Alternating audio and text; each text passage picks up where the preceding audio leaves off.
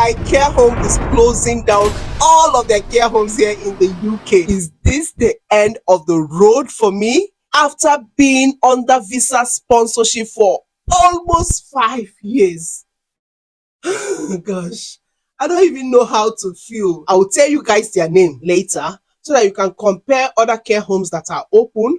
They might still be recruiting, I don't know. So you can try them out, because working for these people have completely changed my life. I had a different experience with my care home, right?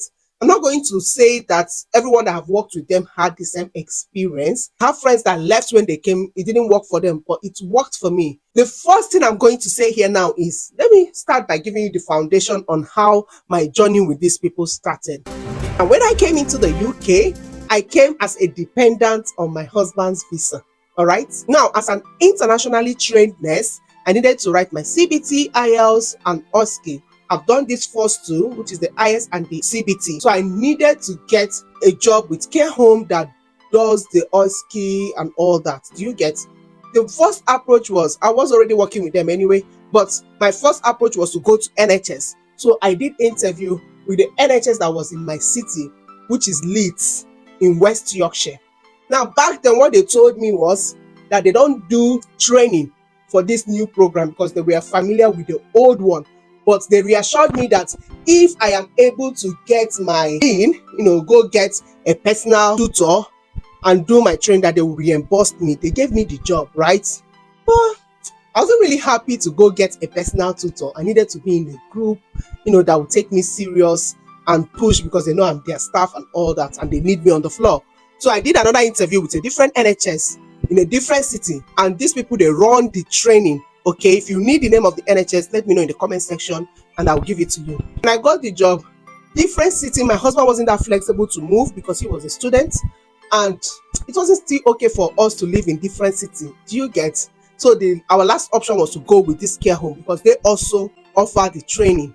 I remember back then, my friends and even the NHS where I got the job, they were like, "Are you sure about this decision? Are you sure?" Like care homes, they minimize the equipment, they might not even have the facility. But when you compare with NHS now, NHS, man, these people have facility. If you're looking for dressing back, they have it. So you get, so when I come to NHS, your priority now is to get your pin and not. Anyway, long story short, I decided to stay with this care home. Now, when we started our training, which was in Northern Ireland, okay, this company paid for my flight ticket to and fro. And for the transport we spent within Bangor, it was in Bangor, they reimbursed us. Do you understand? Now, the training team, they were sweet people. They're a fantastic set of people. Let me tell you a story, yeah? During the day of my OSCE, you can't believe what happened to this baby girl here. That was one of the most, should I say, one of my traumatic moments of my life in the UK, because I brought out my uniform that I was meant to go and write my exam with. I don't know what happened. Maybe village people. I left this uniform on the mattress. I got there now, from baby girl to remove her uniform from her bag. It was not there. Come and see, panicking now. Would they allow me to write this exam? Hey, I'm not with my uniform. So the first thing I did was to call our tutor and tell her, I'm not with my uniform. Oh. She reassured me, don't panic. I'm on my way. I'm coming very soon. Guys, you won't believe what happened. This lady, immediately she arrived to the center, she spoke to the invigilators, the examiners. She now came back to me. She brought her top for me to wear. Who does that? That was how I wrote my exam. Okay. After we got our pin and got back to the care homes where we are, they still organized another training for us, which is called preceptorship in a different city. Remember, I was in Leeds. This preceptorship was in Manchester. So they still booked hotel for us. And still feeding on top. Oh, and remember, when we were doing all this training up and down and OSCE exam, blah, blah, blah, they were still paying us our salary. Now I got my pin, finished my preceptorship. It is time for me to walk on the floor.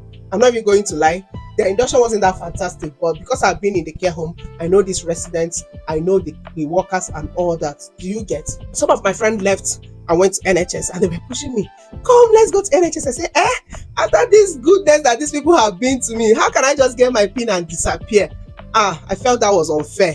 They've been nice to me, so I had no reason to leave. So I decided to stay back, right? Now, fast forward to when I started working, my manager was so good. When I mean good, she was so good. She supported me even when I became pregnant, my dear. This woman, every 2 seconds, she'll say, "Where's Ngozi? Ngozi, go outside." During summer.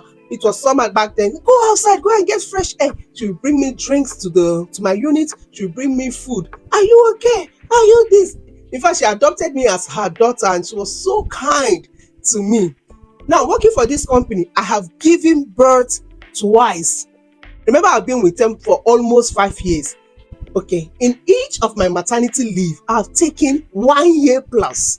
So if you calculate it, I've worked for them for like 2 years plus, because 1 year plus I was at home in each of my pregnancy. That is 2 years plus. And returning back to work, they were so kind. How do you leave people that have been so good to you? Who does that? Okay, so with my manager in my previous home, when I was returned from maternity leave, I signed a flexible working hour contract that allowed me to work a fixed shift every week. So back then when I signed it, I was working 4 days a week. But as time goes on, because I had a child, I wasn't coping, so I reduced my contract to 3 days, right? So for that 3 days, I was working Monday, Wednesday, Sunday, every week, January to December, for almost 5 years. So tell me, how do I leave such company that have been so good to me? Who does that? Do you understand?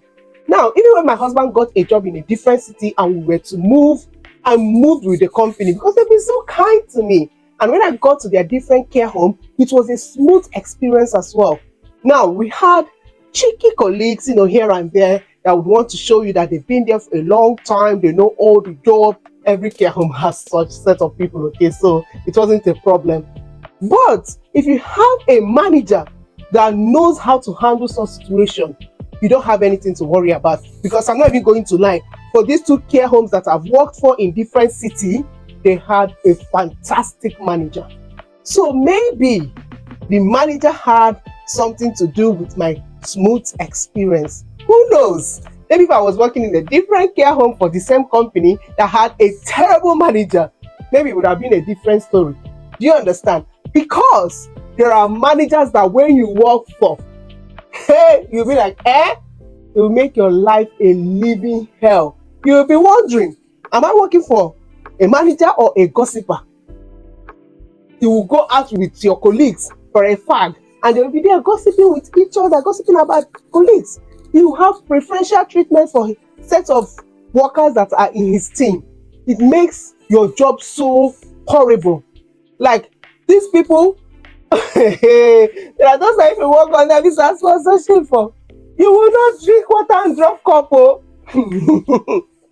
That is why I'm saying, before you sign any contract, go and read reviews. Do you understand? Because if most of the workers working for the same company is saying similar thing, uncle, check it. Check it very well before you go, all right? I know you'll be like, when we get there, we'll cross it, blah, blah, blah. It can be true, but getting COS is not as easy as it used to be. So switching now is a difficult task. Do you understand? And let me know, have you worked in a care home? Did you have similar experience like mine? Let me know in the comment section, okay? Because if I continue to list the benefits of what I enjoyed with my company, this video will be very long. We will not finish today. Also, in my next video, I'm going to share this website so that if you're on a COS, or can monitor that website though. Do you understand? So for now, let me review my care home, the people that changed my life. I am talking about no other care home but 4 Seasons Healthcare. Drum roll. So guys, like I said, I don't know if they're still recruiting because they still have some of the care homes opened, right? So you can check, or you can check similar care homes that are the big 5. I'll leave the link of the video somewhere because I've spoken about these big 5 when I started earlier, okay? They are the giants in the care industries. They have greater shares. Like, who would have thought that one of the big 5, 4 Seasons Healthcare, will be closing down? It hurts me badly. And this is me saying, 4 Seasons, if you're looking for anyone that you change their life, I am one of them. And I am publicly saying thank you for the change you made in my life. Thank you for giving me a good environment to work in. Thank you for making my journey as a nurse in the UK smooth. Like I've heard stories. So guys, I've heard stories of those under sponsorship where you will sign almost 2 years will be like 10 years for you because of how horrible the place is.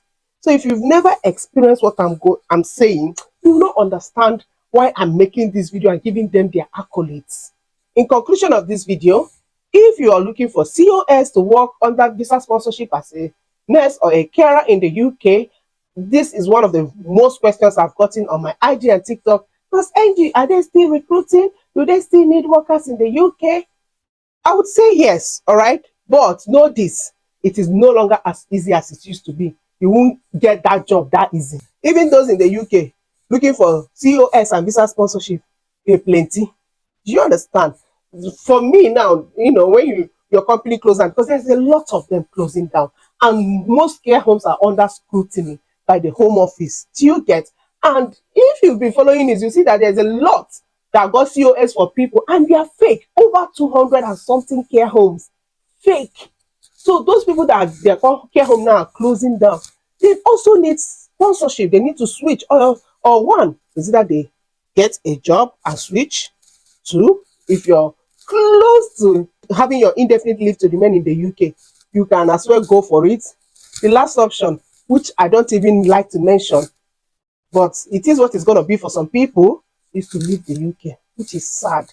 Imagine being here for 2 years plus, 3 years plus, or in my case, almost 5 years, and you're unable to get COS and deportation letter, fam, leave the UK. Gosh, I don't even wish that for my enemy. You get it? So, guys, yeah, these jobs are there, but it's not as easy as it used to be. So, fingers crossed. What I will encourage you, like I've always said before this crisis started, don't put your eggs in one basket, spread it around. There are so many other places you can look for. Okay. Anyways, enough of the stories. Who missed me? Now, for some of you that checked on me on Instagram and TikTok, I got you. Thank you so much, and I appreciate. So, this baby girl right here, I am back.